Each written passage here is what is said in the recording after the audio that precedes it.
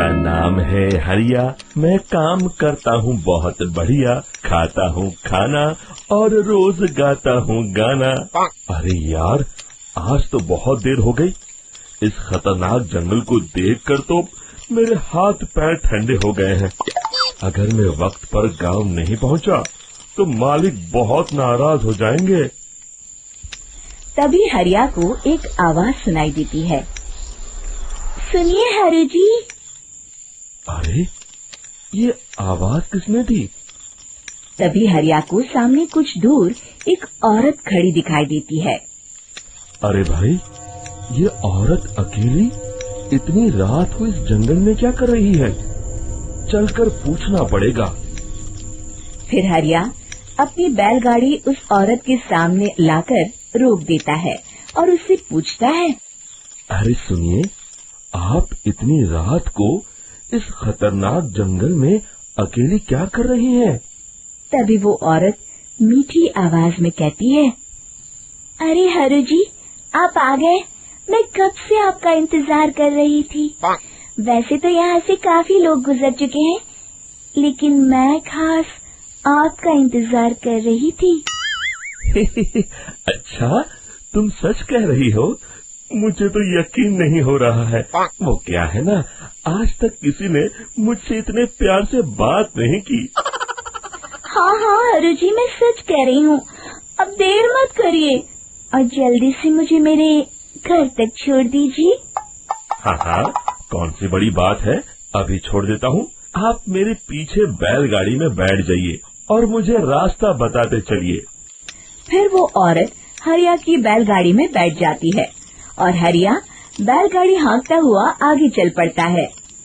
फिर उस औरत के बताए हुए रास्ते पर चलते चलते हरिया बैलगाड़ी लेकर एक काली गुफा के आगे आकर रुक जाता है। हरिया उस औरत से पूछता है।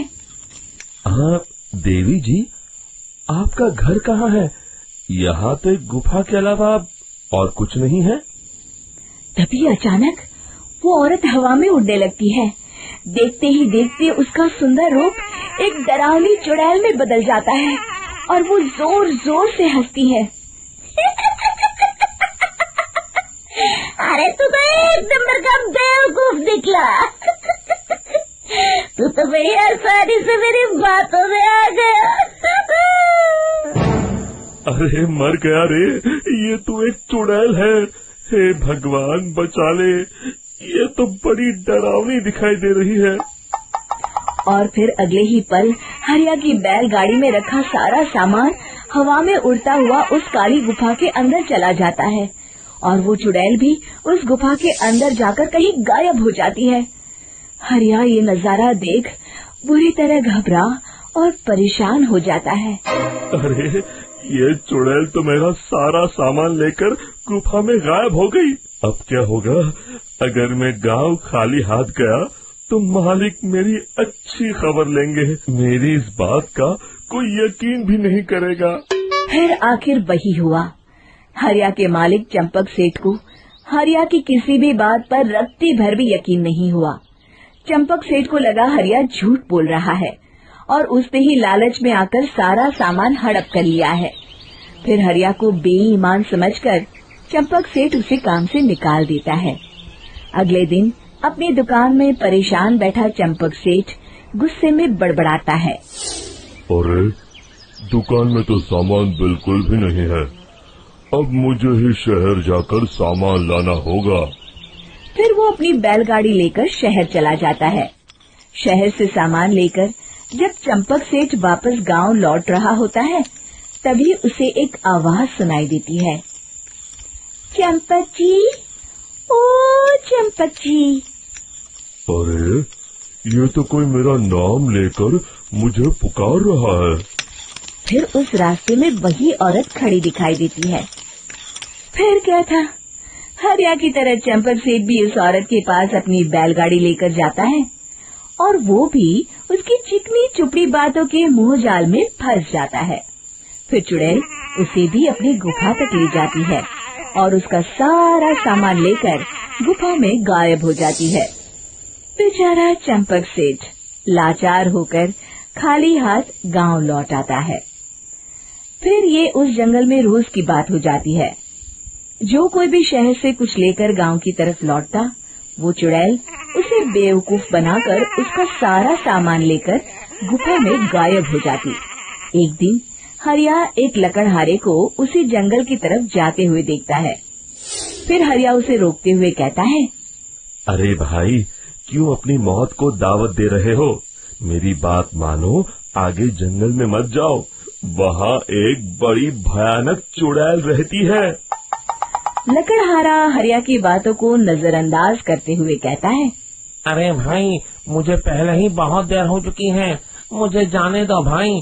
शाम तक लकड़ियाँ काट कर शहर के बाजार में बेचना है। तुम अपनी ये कहानी किसी फुर्सत में बैठे इंसान को सुनाओ, मैं तो चला। इतना कहकर लकड़हारा वहाँ से आगे जंगल की तरफ चला जाता है। फिर अगले दिन गांव के मुखिया के घर के बाहर बहुत सारे लोग जमा हो जाते हैं। तभी हाथ में कुल्हाड़ी लिए खड़ा लकड़हारा कहता है, अरे मुखिया जी, अब आप ही हमें बचाइए उस जंगल वाली चुड़ैल से।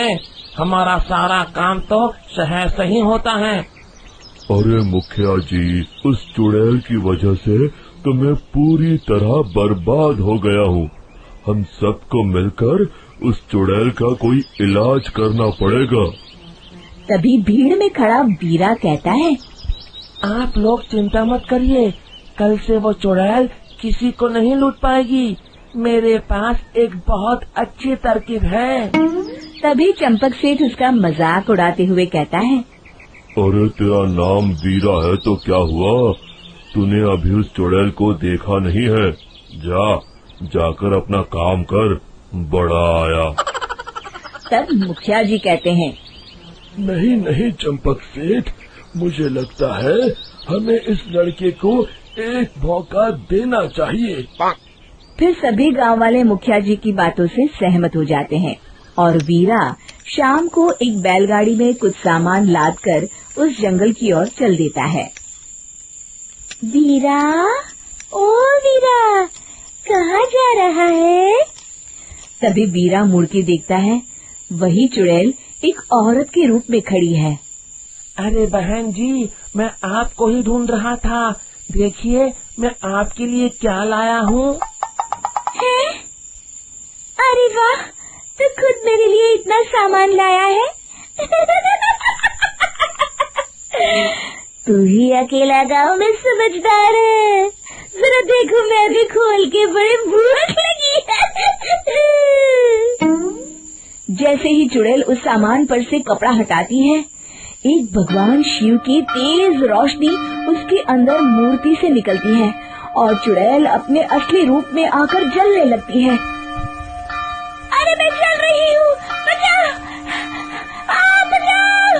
ओम नमः शिवाय, मर गई मैं! देखते ही देखते वो चुड़ैल राख के साथ उड़ जाती है और सभी गांव वाले भी वहां जाते हैं। शिक्षा बुराई पे सदा अच्छाई की ही जीत होती है।